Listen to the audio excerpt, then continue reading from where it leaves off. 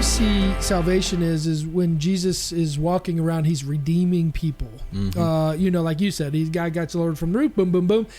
He says, I'm redeeming you. Don't worry, you're going to spend eternity with me. And he's going around, he's redeeming all these people.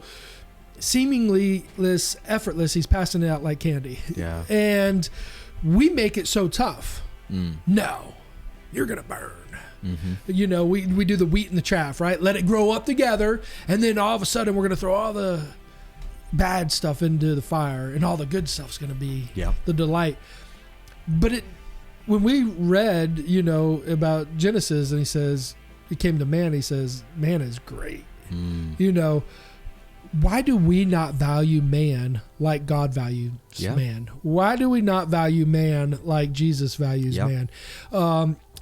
And when we're creating this message of salvation, why do we not care about the others as much as we care about ourselves? Like, if you're willing to tithe because you think it's the right thing for salvation, then tithe for somebody else. Like if you really believe that reading the Bible is going to get you to heaven, praying is going to get you to heaven, any of these things are going to do that, then go ahead and start doing it for other people. You'd be like, hey, I brought this person in because I prayed 8 hours. I fasted 2 months for, but we don't believe that, and I think that should prove the point of we're selfish and being, humans, and our doctrine's probably selfish. Yes, 100%. And I think once we can realize that we come from a selfish perspective all the time, then what are we saying far as God that we're creating and making it selfish when he's really not? Yeah. And our gospel is a gospel of individualism, 100%. Individuals get saved. Right. And that's not actually what happens in the New Testament even. We gloss over this all the time, but it's usually today's salvation has come to you and your household. Whole house gets saved. And it's like, wait, hold on. You wouldn't get away with that in church either, right? Imagine, how many wives come to church without their husbands, and we're like, what a shame. He's a terrible, backslidden, non-Christian, whatever, oh, it's such a shame that she's Christian and devoted and her husband isn't, That's not how the New Testament church would operate. They would have gone, wow, you're all in, amazing. One saved, all saved. I mean, there's even passages like, oh, it's wonderful. Like if a wife is saved, her husband is saved on her behalf. And you're like, wait, what do you do with that passage? The question is we ignore it massively and we never talk about it. That's what we do with it. Well, it's kind of like where you were talking about the three faces of God. Basically, we say it's acceptable for humanity to see God's face in creation around us. It's acceptable for us to have humanity pray to the old man in the sky.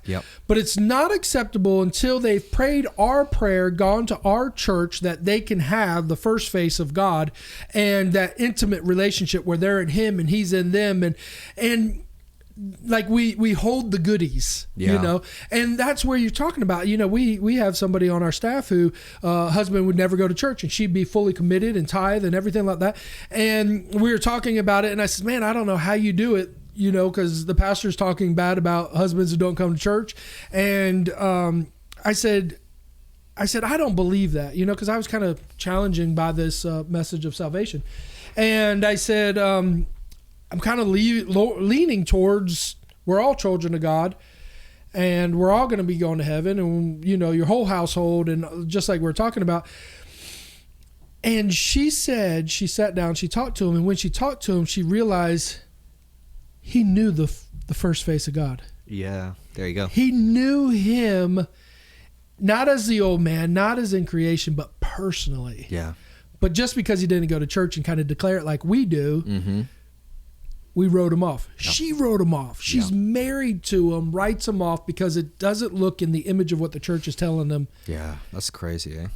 And now they have an awesome relationship. That's awesome. Yeah.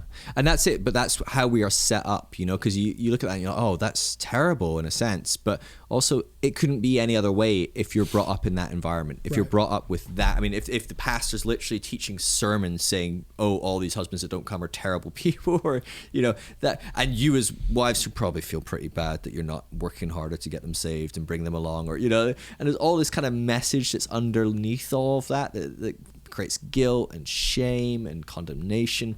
And actually, when we actually feel safe enough to go, hey, what do you believe? Go, oh, actually, you kind of believe just fine. I'm grand. I'm okay with that. And so, yeah, I think it's a really interesting dynamic. Well, and I even think about I mean, if we're honest about humanity, who we are, why do I say I'm better than somebody else? Is because, basically then you'll exalt me and my ideas and my reasoning and my thinking. So I just putting it out there, if we as pastors or speakers are putting down husbands, let's talk about 2 verses. Where in the Bible does it say, wives, be committed to your pastors?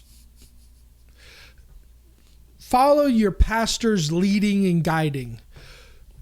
Seek the truth of your pastors. Be committed to your pastor all the days of your life. Yeah. Versus to become one, husband and wife, in unity together. Yeah. If we're analyzing the Bible, we are rudely wrong as pastors to say that these wives, these husbands are damned to hell. Yeah. No, absolutely. I mean, ouch to us, Yeah.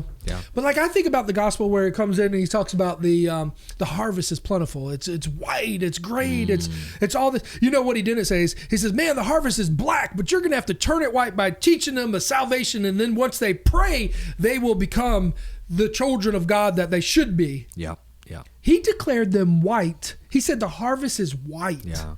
So that means to me, it's already clean. Just give them the revelation of the good news. Yeah. It's really interesting. So there's an interesting thing that just came to mind there. So we often talk about adoption in the church, right? So these children have been adopted by God. And that's a beautiful image, right? Because there's something about when you adopt a child. It's beautiful, right? Because you choose that child. It's not even like, because we've all when you have children, you roll the dice a bit, right? Even when you're a great parent, you have 5 kids, there's a good chance one of them's going to be a pain in the butt, right? And it's just like, I didn't do anything different, but this one's a nightmare or whatever, right? But there's something about when you adopt a child, there's something beautiful. You choose that child. But that's actually not the type of adoption that the Bible's talking about. Okay, so this word that we translate as adoption links to a Jewish practice. So we talked the other day about how young Jewish boys would typically go to school and learn the Torah until they were like 8, 9, and then if they were quite good at what they were doing, they would continue on and they would learn a lot of the rest of the texts, the prophets, the Psalms, all these different bits. And we kind of see that in Samuel and Eli. Yeah, absolutely. So this was a regular practice for most Christian boys. And so they would go away and do this. And actually Christian girls as well at the earlier stages would typically do it, but they couldn't afford to let everyone go. So typically you would pick the boys over the girls because boys' world back then, still is today in a lot of ways. But so what would happen is these kids would go away to do this. So they would go and stay in a school and they would learn this from the rabbis and from the scribes. They would be taught day in, day out, and they would be memorizing the scriptures. They'd be teaching them what are different interpretations of these scriptures. And then once they were kind of graduated, once they were at a certain age, they would come back to their home and they would be adopted. They would be brought back into the family and they would take on their father's job and get trained under their father.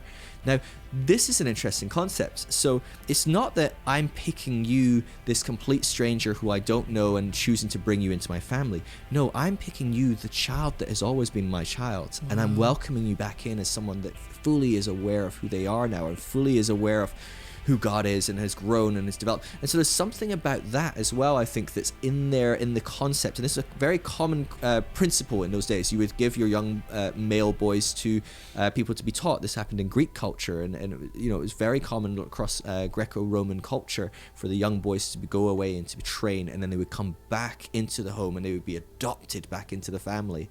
And so there's something about that, I think, as well, when we look at this concept of salvation, that we never weren't part of God's family. We never were out and now we're brought in. It's more that we'd had been disconnected. It's more that we had gone away for one purpose or another. And not we abandoned. Brought back in. Not abandoned. Not us abandoning or running away or stuff like that.